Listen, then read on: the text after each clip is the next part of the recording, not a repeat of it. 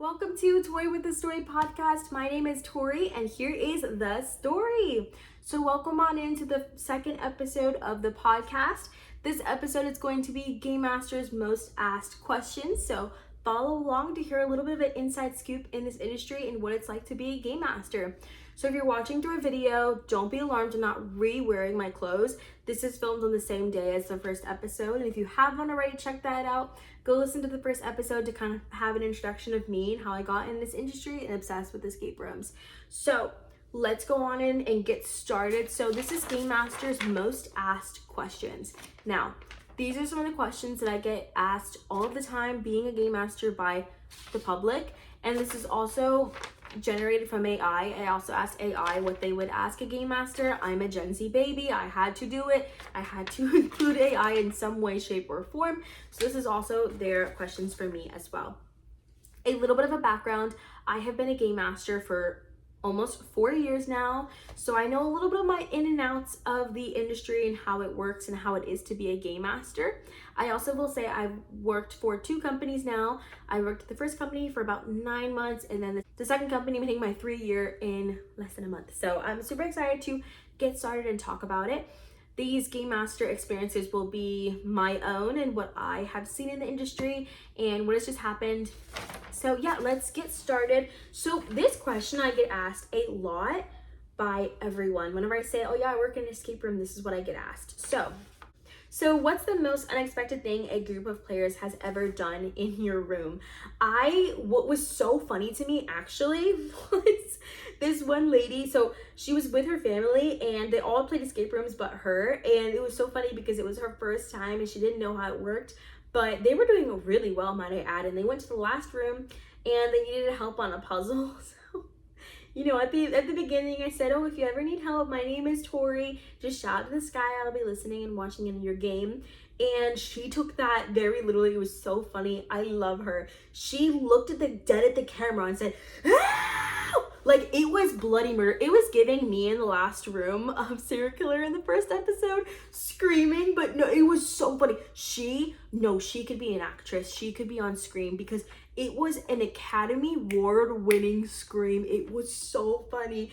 And I went on the mic and everyone looked at her like, just ask for help. And I went on the mic like, you guys need help? Like I was scared. I felt the same way the game master in the first episode felt when I was screaming in my room. It was so funny. I love her. She is such a comedian. I hope she's doing so well. But so yeah, that was very unexpected because I didn't expect her to scream like that. Again, Academy Award winning. I hope she gets her Emmy soon. But yeah, so that was pretty unexpected. And then when I started working at my second company, which is the one that I work for now, we have had 1 players in the rooms. And so it's just one person coming in and playing the games. And first off, I was inspired to play an escape room by myself by these 2 men that came in to play it by themselves. And I did antidote at Escapology and I escaped by myself. And it was just so fun. I think I asked for 1 clue and I was so annoyed by it because I was like, oh, I would have never gotten that. But, I was trying to be like them and do it all on my own. But, it's okay to ask for help sometimes. But yeah, so this guy, which I think I've run like 2 or 3 solo ones, but specifically this one guy came in and he was dressed really nice. He was in a suit and a tie. I was like, okay, we're gonna play some escape rooms today. And he was very formally dressed and I want to say he was British. I really want to say he was British, but I'm not too sure thinking about it, but I want to say he was British because I feel like it made it cooler and I was very impressed. So I want to say he's British. And I want to say he said he was like in his 50s or something like that, and he played 1,000 escape rooms. Now listen, that is my goal in life, and I truly believed him because the way he was playing, I was like, oh yeah, this man has played 1,000 escape rooms. So he booked all the games for that day, and I was like, I'll run this guy, I'll follow him. And we do have a split start, so I have to be on the other side and not tell him the answers, but just tell him what's on my side so he's aware and informed. He asked me everything that I saw and I told him as so, and he did amazing and beautifully. He got out in under 16 minutes. I was like, you're my hero. I want to be just like you when I grow up. And it was just so cool to see someone escape a game that's made for 2 to 4 people, do it all on their own, no help, by themselves. And to even put yourself out there and do it alone is just so admirable. So I think that too. I never knew that was a thing. I never knew that was like allowed, but yeah, you actually can play some escape rooms by yourself. So I thought that was really cool. And then when I did it at Escapology, I was okay, this is a thing, okay.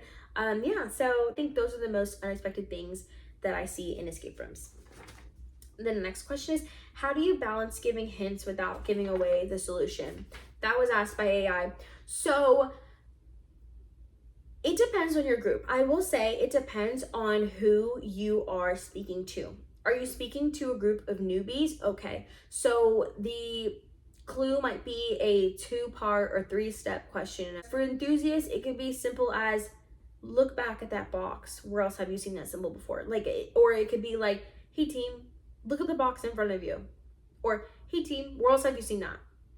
Like, it could be as simple as where else have you seen that for enthusiasts, or as a little bit complicated as, hey team, do you see that black box in front of you? What symbol does it have on it? Where else have you seen that symbol? How are those symbols correlated with one another? How could you get a code? Like, it's as simple as that. And I think it's super important and crucial to ask it in the form of a question. Now, my second company versus my first company, the way we give out clues is very different. But the way that your company gives out clues is kind of what you're gonna be taught, but also you can put your own spin on it and how you wanna ask it. As long as you're honestly giving the guests the help that they need, I feel like that's what's best. But yeah, I definitely have been influenced in giving clues from both companies and just seeing what works for me and my team. And immediately when you walk into the company and I ask you, have you done escape rooms before? Have you played here before? I can kind of gauge what kind of help you need based on if I'm new to escape rooms, okay, they might need some help, versus I've played 1,000 escape rooms, they got this, you know what I mean? So yeah, it just really depends on the group. The next question is, what's the most common mistake players make? So actually piggybacking off of clues, so the most common mistake that players make, and honestly myself, is not looking closely, not double checking a box and looking back in it. I think that truly is what can make you ask for a clue or can dwindle time down. Like, I just played Downfall of the Dawn at Will to Escape, and we just didn't double check something, and we asked, that was the only clue we asked for, and I was like, dang, I really wanted to play this without a clue, but I was like, I think we need a clue. I don't know what's next. And we had to just double check something, and I was like, dang it, I could have gotten this had I went back and double checked and looked to see if something was in there. And yeah, so I think that's the most common thing, just double checking, or like if you're forgetting something in either a box you open or like a backpack, X, Y, and Z, just making sure that you have everything, and also looking at those finer details. I will say one of our rooms, Crazy Train, is very detailed. So yeah, the most common mistake I see is not look closely. What else do you see? Where else have you seen that symbol? So yeah, I think that's a mix of that. What's your favorite part of being a game master? I'm gonna be very biased and say watching enthusiast games and meeting enthusiasts. I love an enthusiast. I love when enthusiast walks in and they're like, I'm an enthusiast. I'm like, oh my gosh, yes, let's talk about what rooms you have done. What can I recommend for you? What can we talk about? Like, what games have you done? I love it, enthusiasts. So running an enthusiast game is also very fun for me. When I just love to see how people's brains and minds work. I'm like, oh my God, you got that so fast. Like, how'd you do that? Like, it's so crazy also to think about, like, we're all playing the same game and we're all coming to the same solution. Like, how crazy is that? So I definitely will say my favorite part is watching enthusiasts and getting to meet those that share that same love and passion for escape rooms as me. Anytime an enthusiast walks in, I'm like, I want to run that. I want to run that game. Let me. Yeah, so I think that, and just having a community, and I've met so many owners or game masters alike and people in the industry too, where we've, networking, hey, come to this escape room. Or honestly, if you've played all these escape rooms at mine, I'm going to recommend you X, Y, and Z. And some of my coworkers are like, I don't really play escape rooms, but she does, and she can give you a good recommendation. And so I'll give recommendations of, other escape rooms in the area, because I truly think that, like, if you finished our company, you're gonna want to go somewhere else, and let me give you a good recommendation of other places to go to. And it's so fun with enthusiasts because I'll give them recommendations, and if they live somewhere else, they'll be like, you should play this game in South Carolina when you go, or you should play this one in North Carolina, X, Y, and Z. So I would say that enthusiasts, not to sound biased, but I have to say it, that is my favorite part of being a game master. Okay, and then the other question was, what's the most challenging part of being a game master? Piggybacking off of like my favorite part. So truly, I don't know, because I guess I would say if it's like a really busy day, making sure that all the groups escape. You know, my main thing is I want you to escape and I want you to have a good time. So maybe when someone says like, we don't want any clues until we ask, and then they're clearly needing help on something, and then I say, hey, do you guys want a clue? Or do you guys want a little hint on that? And they say no. I'm like, oh no, I want them to escape. And I'm just like praying and hoping that you get it and you see that little minor detail that you're missing. So maybe that, like trying to have players escape in the time, right? Whether they're newbies, and having to give them a little bit more help than most people need, and wanting them to escape, or running a game where they say no clues until we ask, and kind of wavering, like, you know, they're on it but they're just missing that one thing. I want them to escape, they want to escape, do I give them the clue, do I not?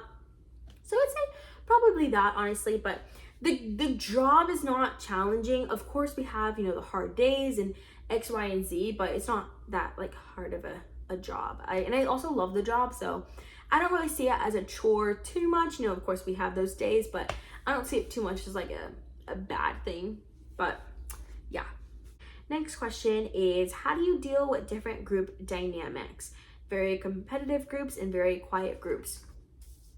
So when you walk through the door, that's kind of how I'm knowing who you are and your level of expertise in escape rooms. If you're walking in and you're immediately going to that QR code for the waiver, they've played a few games or they've been here before. Then I ask, have you played escape rooms before? And depending on your answer or question is how I'm gauging in my mind how I'm going to be helping you guys throughout the game.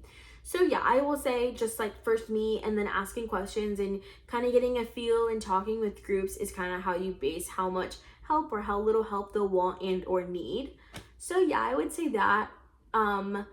I've come across so many different groups of people, and so many people ask me if I remember some people, and I will say yes, I do remember some guests, and other times I'm like, wait, give me a minute, what game did I run for you, or when did you come?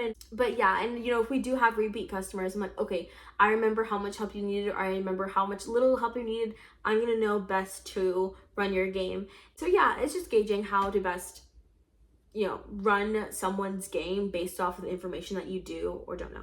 Next question is, what makes a truly memorable escape room experience from a game master's perspective? Good question. I think truly memorable experiences is groups coming together and winning it. Obviously, winning is always a memorable experience, but I think especially birthday parties or proposals or baby showers are more memorable because you kind of get that first time experience. We have had so many proposals in the escape room. I love them, but I also cry inside because, side note, my dream is to get proposed to in an escape room. And if you've had that done for you, I am so jealous.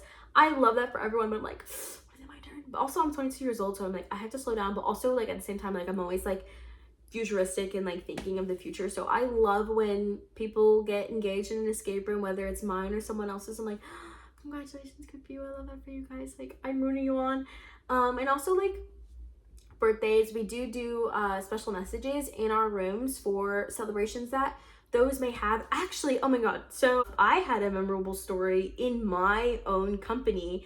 I would love to talk about it. So I love this company through and through, and a little Easter egg for those that are gonna play Crazy Train or already have played Crazy Train. So Princess Tori in Crazy Train is me.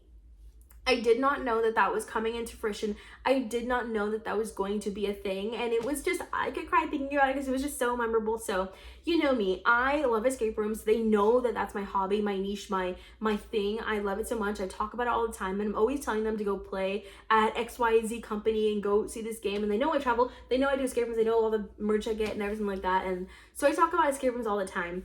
And so I would be talking about some things, and I would mention the word princess, and they'd be like, oh, like that's so funny, like remind me later to tell you what that like means, like it's just like a really funny thing. And I was like, okay, like whatever.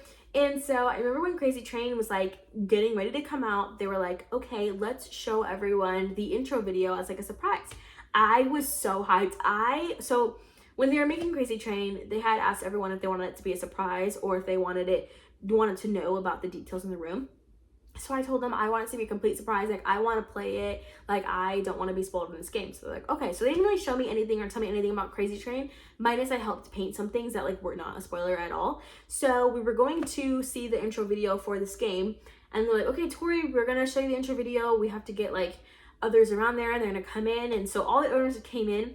And I didn't think anything of it. I was just so oblivious. But I was like, oh no, everyone's just like watching the game with us. Like, that's just this thing. And so we were in the first room, if you've been in there, a little bit of a tight squeeze. We were all in that room together and I was watching it. And if you know Doldricks, you know, we do like really funny, you know, humor. So I was like laughing at it, doing all that. And then it popped up and it was like Princess Tori Tornbone of Raptoria. And I could cry thinking about it. I'm so emotional, sorry. And that's just who I am.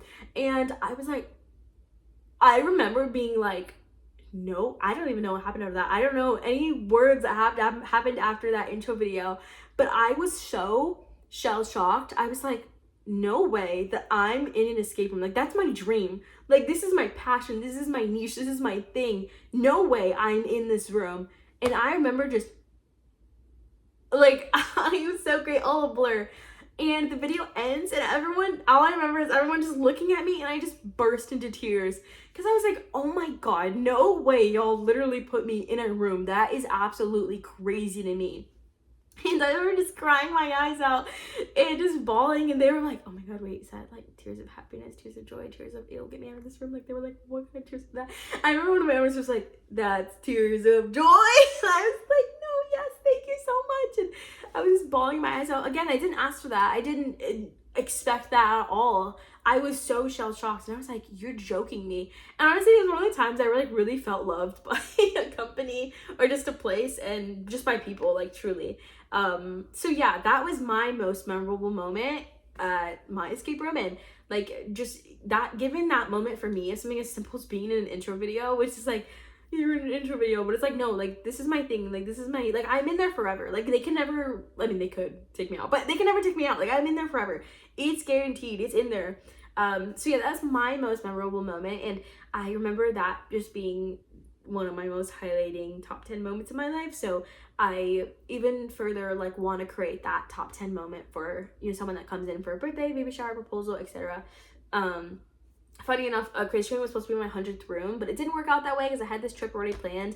So it just didn't end up working out, and they got me, which I didn't know this was a thing. I found this out from, these people that came from London had said like, oh, we're bringing an escape. It's like an escape cake. It's like an escape. And I was like, what is that? And they were like, oh, it's an escape room cake. And that's where I like fully like learned that was like a thing, which is pretty cool. I'm almost at my 200th, so 200th escape coming soon. But I hope I'm saying that right. But yeah, so I played Crazy Train and I was like, oh my God. And then they got me a cake and it says like 103, 104 on it. And it was just really funny. But yeah, so those are memorable moments just at Doldricks. And yeah, they truly care about who's working there and the people. Again, I've worked there for like 3 years now, so they have honestly grown up with me in like in a way, because you know, I was like 19 when I started out and now I'm 22. I'm like this grown adult with a bachelor's degree and all that stuff. So you know they've grown up with me and they've learned to, you know, see me grow in X, Y, and Z. So I think it's pretty cool. So most memorable moment in escape room, that's it. Next question, after an emotional question. How do you maintain your enthusiasm through multiple times in a day? So I'm a very bubbly and extroverted person, and I also know when to feed off people's energy. So if you come in super excited, loud, bubbly, I'll meet you where you're at. But if you come in more reserved and more quiet, I'll also meet you where you're at. So it also just depends on the group, whether they need that extra enthusiasm or not, or whether they're just chill and just want to have a good time. So I would say it's just reading your group. And also, you have to remember, like, I'm sitting down watching your game for 60 minutes to 75 minutes, depending on how fast you get out. So it's like I can have a little break within itself of like to sit down and watch a show, aka your game, you know? So yeah, so it's not too tiring. Of course, there's those busy days where you're just go, go, go, go. But for the most part, it's pretty chill because I get to sit down and watch your game and yeah, help you along the way. So it's not a hard job, but I do recommend it if you're like looking for a side job, or if you're looking for, you know, that thing to do when you're in college or anything like that. Like, I truly do think it's a great entry level job that's not too easy but not too hard, and gets the job done. So yeah, definitely recommend that. Next question is, what are some of the skills that are needed to be a good game master? Good question. Communication and teamwork, I think, is very important. Communicating with your team that you're trying to help get to escape, and communicating with your actual team and the people that you work with, and getting everyone on the same page and the same level. I think that's super important. I think knowing how to read a room. Are your guests having a good time? Are they not having a good time? How could you make them have a good time? Could you give them a clue? Could you offer some wisdom? Could you make them laugh, XYZ? It's reading the room is very important. So it's like, okay, if they're sitting there, if they're quiet, if they're not saying anything, if they're all a little bit annoyed at each other, let me give them that clue to ease the situation and help it. So that's super important. Being engaging, paying attention to your game, knowing where they're at without them having to talk, just watching, being very observant is very good. It's not hard to be a game master, but I have learned that, like, it's not for everyone, but it takes a certain person to be able to run a game and have that level of enthusiasm. And mind you, I don't even act in my games. Like, I'm just like your game master. I don't act. So some escape rooms are different, but just in the ones that I've worked at and seen, it takes that's pretty much what it takes. And having customer service, of course, trying to relate to your group in any way you can, and talking about escape rooms, or being relatable in that, or making them laugh, taking their picture, accommodating to them. Certain accommodations for certain groups. We've had a hard of hearing groups where I had to take out a sound puzzle, and replace it with something else. So it's also learning to be accommodating for those that need it. So yeah, I would say that's like a bit of the parameters of it. Obviously there's more, but I wish I could go more into detail, but yeah, so that's pretty much it. So yeah, I love game mastering. I recommend it for anyone out there that's like interested in it. Just apply and see if it's the type of thing that you would be interested in, or see if it's like your niche and your thing. Especially if you love escape rooms, you'd most likely would love to work at one. I know they say don't mix work life with personal life, but honestly it's worked out for me. And I know game masters out there at different companies that also is their passion and their job at the same time, and we're all doing great, we're all doing good. And I just think it's about finding your company and where you fit. I've met multiple game masters that have worked at multiple companies, and it's not even for the sake of just like hopping around, but it's for the sake of they're trying to find where they fit and what's best for them. Thankfully, it took me 2 times, my old company and now the one I work at now, to find where I truly belong in this industry. Not to sound sappy, but it's true. So yeah, it's just finding where you belong. Yeah, just keep that in mind. But yeah, thanks for listening to Game Master POV questions. Thank you so much for joining and listening in to the second episode of Tori With A Story podcast. Make sure to follow my Instagram at TWASpod. Thank you so much for joining me, and I'll join you next time. This is Tori signing out of the story.